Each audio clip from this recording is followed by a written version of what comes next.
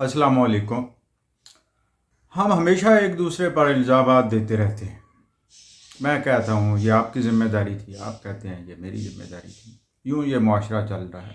ये मैं पाकिस्तानी मुआशरे की बात कर रहा हूँ, जिसमें सिवाय इसके कि मुल्क में इज्तिमाई नाअहली, बेअमली और नाकामी की ज़िम्मेदारी एक दूसरे के ऊपर डालना और अपने आप को बरी ज़िम्मा करार दे देना, ये आम सी बात है। और कहीं ना कहीं हम सब कहीं ना कहीं ज़िम्मेदार ज़रूर हैं।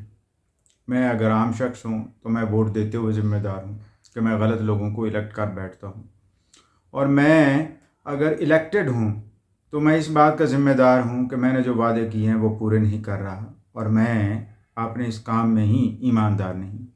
और अगर मैं सरकारी ओहदेदार हूँ तो भी मैं अपने हलफ की खिलाफ वर्जी कर रहा हूँ।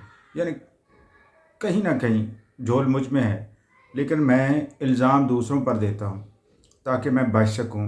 और ये बचना ऐसे ही है कि जैसे आप किसी ख़तरे से बचने के लिए अपनी आंखें बंद कर लेते हैं, क्योंकि ख़तरा, धोखा, झूठ, नाकामी, नाअहली वापस इंसान के पास ही आते हैं, और इंसान फिर खुद इस में फंस के रह जाता है और आगे नहीं बढ़ पाता और यासियत ले लेती। और जब ये यासियत इज्तिमाई सतह पे हो तो फिर वो हमारे जैसा मुल्क बन जाता है कि जो दूसरों का दस्ते नगर होता है और बार बार दस्ते नगर होता है। हम कहने को तो ये कहते हैं कि हम जिंदा कौम हैं, लेकिन हमारी ज़िंदगी का इन्हिसार दूसरों की मदद पर है।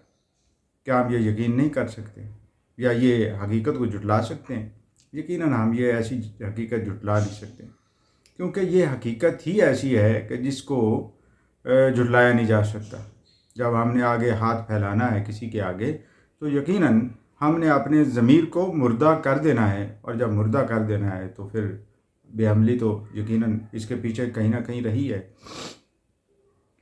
अभी हम बात कर रहे थे, या सोच रहा हूँ मैं, कि पाकिस्तान में जमहूरियत चल क्यों नहीं पाती।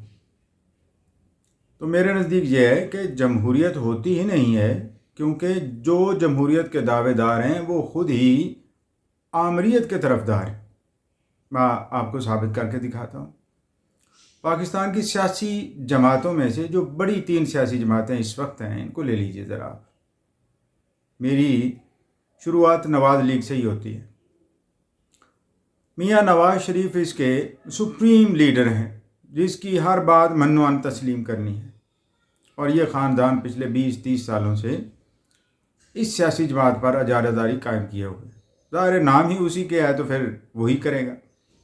अब जो बाकी लोग हैं वो मैं सब सर्वियंट हैं, चाहे वो शाहिद खाकान अब्बासी हों, चाहे ख्वाजा आसिफ हों, ख्वाजा साद रफ़ीक हों, खुरम दस्तगीर हों, या और बड़े बड़े नाम हों जो दावे तो करते हैं बार बार इलेक्शन जीतने के, लेकिन वो इस बात से अलहदा हो ही नहीं पा रहा है कि वो मियाँ नवाज़ शरीफ को बिल्कुल मन्नो तस्लीम करेंगे। अच्छा भाई करें, लेकिन जहाँ मियाँ नवाज़ शरीफ गलत होते हैं उसको गलत भी तो कहें।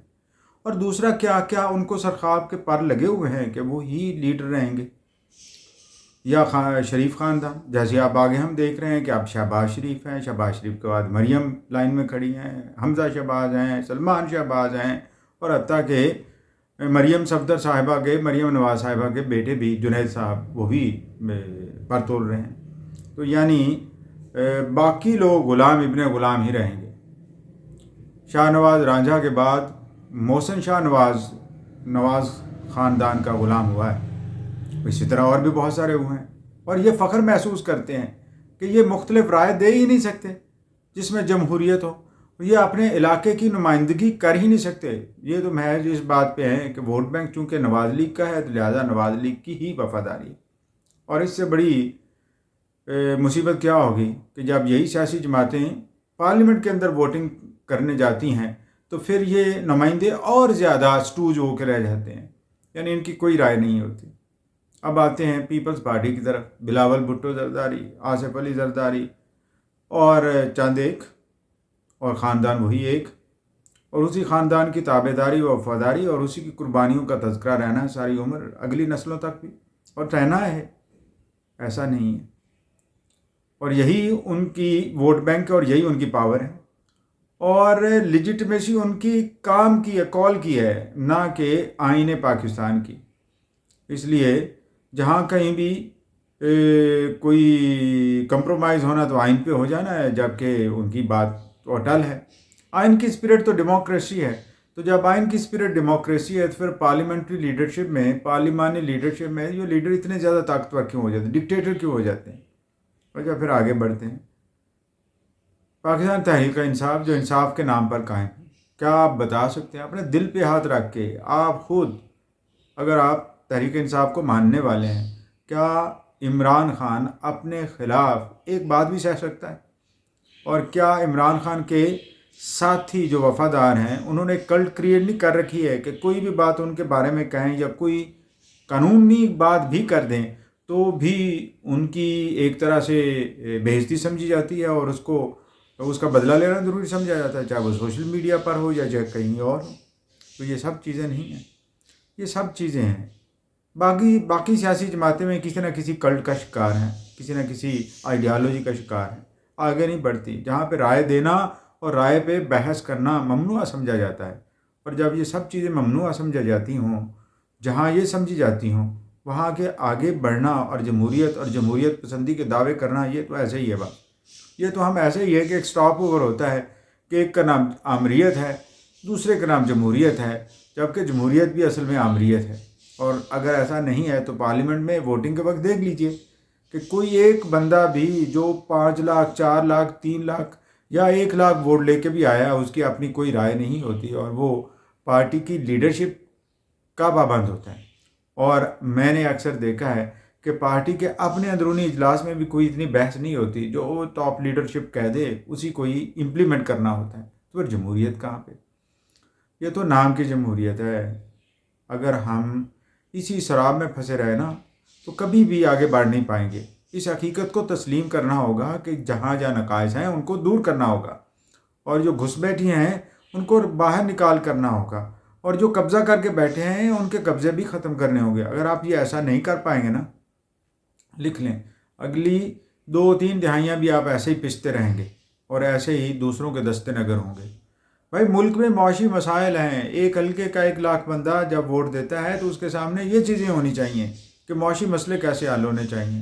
ہم کہہ دیتے ہیں چونکہ انہیں پتہ نہیں ہے، لہذا ٹرالیاں بھر بھر کے، گاڑیاں بھر بھر کے ووٹ تو ڈلوا لیتے ہیں، لیکن ان کے مسئلے حل نہیں کر پاتے، کیونکہ ان کی رہنمائی کرنے کے لیے ہم الیکٹ ہی نہیں ہوتے۔ ہم الیکٹ تو اس لیے ہوتے ہیں کہ ہم جو انویسٹ کرتے ہیں اس کے ریٹرنز لے لیں، جو انویسٹ ہم محنت کی صورت میں کرتے ہیں اس کا بدلہ ہم اپنے اختیارات میں اضافے کی صورت میں لے لیں۔ تو اپنے علاقے میں ہم اپنی کلٹ پیدا کرنے کی کوشش کرتے ہیں، اور اس کلٹ کے بل بوتے پر اپنا مالی مفاد بناتے ہیں، اور اس مالی مفاد کے سمجھتے ہیں کہ یہ پرماننٹ ہے، حالانکہ جو حالات ہمارے ہیں اس میں یہ سب کچھ دھل جانے والا ہے، ختم ہو جانے والا ہے، اگر ہم نے ہوش کے ناخن نہ لیے تو۔ میں کوشش کروں گا کہ اگلے